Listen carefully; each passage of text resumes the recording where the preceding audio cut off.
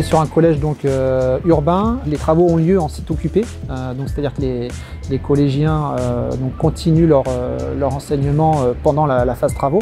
Donc il y a tout un phasage à trouver pour l'entreprise qui réalise les travaux pour assurer cette continuité d'enseignement.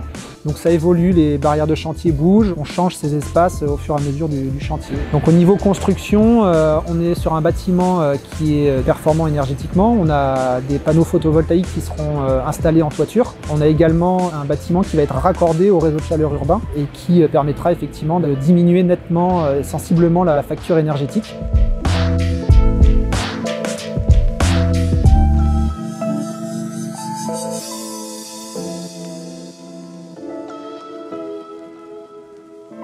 Alors la philosophie première de ce projet, c'était de créer un vaste parvis arboré. L'idée principale, c'était de conserver les arbres existants sur le site, au nord-est donc de la parcelle, pour offrir davantage de zones d'ombre aux collégiens, mais aussi pour éviter les effets d'îlots de chaleur et offrir aussi des espaces de biodiversité en centre urbain. L'autre motivation du projet, c'était aussi d'offrir une façade institutionnelle au projet, puisque l'ancienne entrée existante était relativement cachée.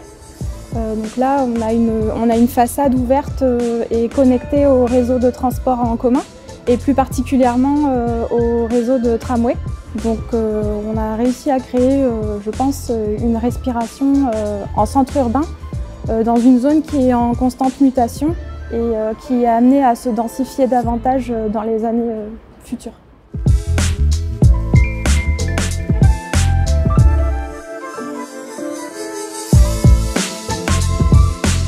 Au-delà du cercle scolaire, favoriser l'utilisation des espaces, par exemple au monde associatif. Donc on a notamment des salles de classe qui seront mises à disposition des associations. L'objectif, voilà, c'est que cet établissement soit utilisé en dehors du temps scolaire et que ce soit un bâtiment utile à toute la population.